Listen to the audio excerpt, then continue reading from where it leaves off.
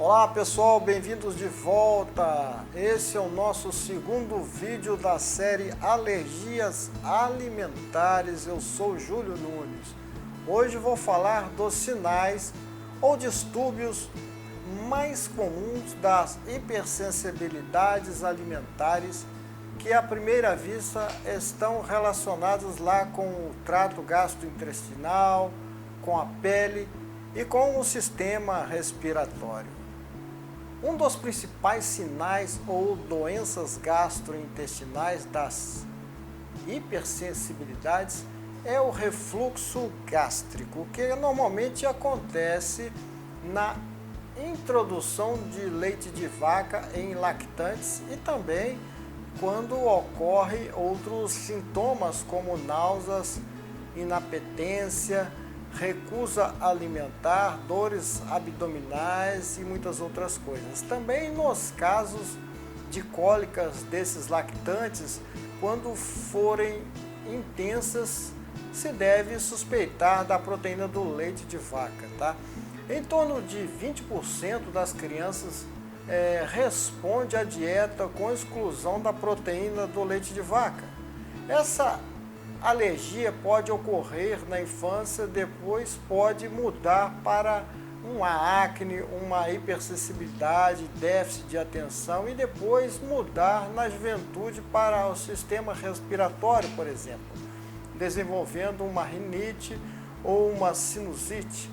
E às vezes, quando chegamos à vida adulta, pode virar uma tiroidite de Hashimoto, por exemplo, uma artrite reumatoide, ou uma doença imune qualquer. Ou seja, em muitos casos, as alergias não desaparecem com o tempo, tá? Apenas elas mudam de alvo, passando a manifestar de forma diferente. É claro, isso não é uma regra geral, cada organismo reage de uma forma qualquer. Outro sinal da doença gastrointestinal é a esofagite e a gastroenterite eosinofílica alérgica, que pode ser reações do tipo 1 mediadas por IgE ou não mediadas por IgE.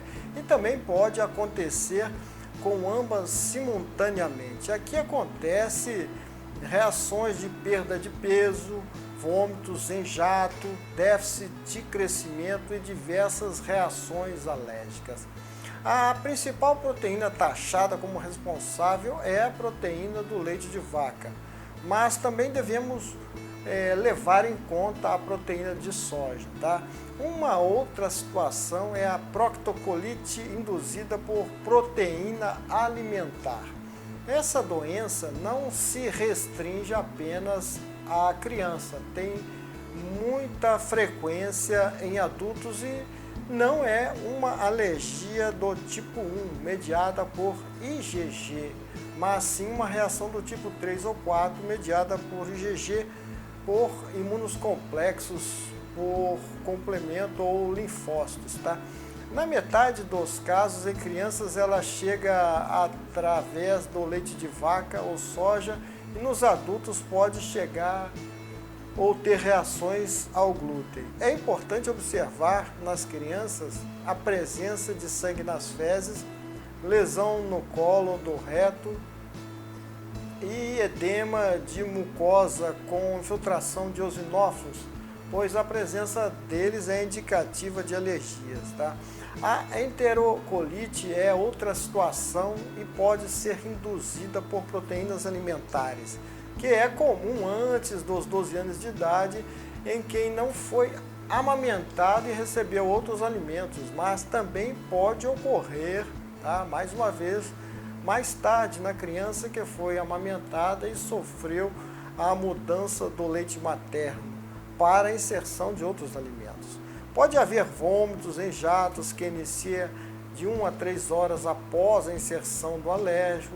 Pode haver diarreia com esteatorreia, que é a perda de gordura pelas fezes, déficit de ganho de peso ou atrofia das vilosidades intestinais com infiltração de micro-organismos não digeridos.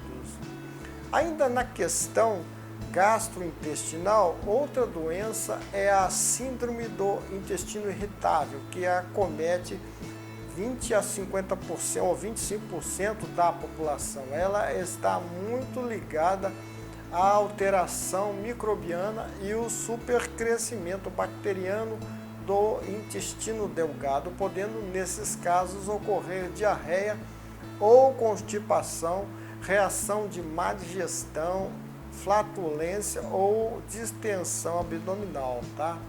Estudos demonstraram melhoras significativas em metade de indivíduos com dieta de eliminação de quase todos os alimentos alérgicos, principalmente os laticínios e o glúten. Outra manifestação gástrica é a constipação alérgica provocada, na maioria das vezes, pelos derivados de trigo e proteínas do leite, que tem como exemplo o iogurte, os queijos e muitos embutidos por aí afora.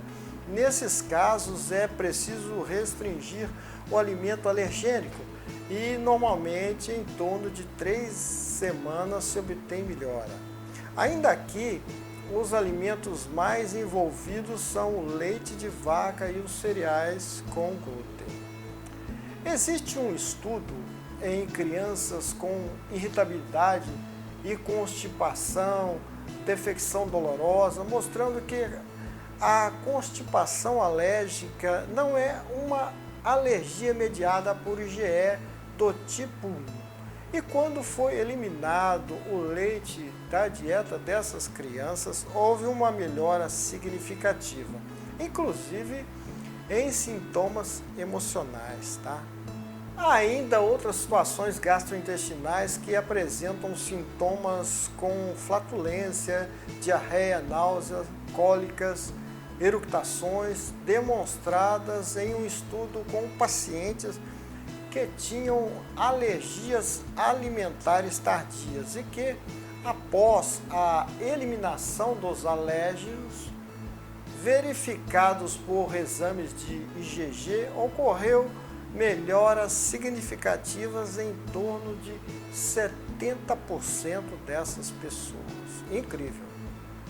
Vou falar para vocês agora das manifestações alérgicas que têm sintomas na pele. A urticária e angioderma são reações cutâneas comuns de manifestações de alergias alimentares. Elas realmente podem ser induzidas por alimentos e têm a prevalência desconhecida. Já a urticária aguda de contato pode ocorrer com carnes, vegetais e até mesmo frutas. Há casos de uma simples manipulação do alimento apresentar uma reação incomum. Um outro caso é a dermatite hipetiforme. Sua ligação com o glúten já está bastante conhecida na literatura. No eczema de pele, um estudo mostrou a sua forte relação com o leite de vaca, onde crianças que tinham teste positivo para a proteína do leite tiveram reações imediatas após 2 horas do consumo do leite, manifestando o eczema clínico, e outras tiveram reações gastrointestinais ou eczemas de início tardio, em média 25 horas após tomar o leite. Nem todo eczema é causado por alergia alimentar ou alergia ao leite. Nem toda reação ao leite vai ser aguda do tipo IgE e imediatas. As principais reações são tardias após 25 horas do consumo, por isso muitas vezes é difícil fazer essa associação com o alimento, principalmente se a pessoa consome várias vezes esse alimento ao dia. Outra reação na pele é a dermatite atópica. Fizeram um estudo com 51 crianças, onde se observou reações imediatas e tardias. 21 delas tiveram reações na pele, como vermelhidão, e imediatas tipo 1 acontecendo rapidamente. perfeitamente. E 29% dessas crianças tiveram eczemas com descamação, o que se classifica como reações tardias. Isso mostra, mais uma vez, que uma mesma condição clínica pode ser desencadeada pelo mesmo alimento, mas com inícios imediatos do tipo 1 ou reações tardias do tipo 2, 3 ou 4. Outro estudo com 80 pacientes com alergias alimentares, constatado pelo teste cutâneo de IgG, mostrou que algumas pessoas que apresentavam coceira nos olhos e erupções na pele obtiveram também mais de 50% de melhora com dieta de eliminação dos alergênicos identificados nesse teste. Concluímos até aqui que nem todas as manifestações de doenças gastrointestinais e de pele mostradas aqui são causadas por alergias alimentares, tá? Temos que considerar também, é claro, os elementos inalantes e de contato, o componente genético, a deficiência de nutrientes, a questão da amamentação, os estressores, os tóxicos ambientais e muito mais. Porém, na prática, muitos estudos demonstram que o componente alergênico está em maior parte presente nos alimentos e representam os fatores causais predominantes dessas reações, sejam elas imediadas por IgE ou reações tardias que vão formar imunocomplexos, ativar o sistema de complemento e nas células.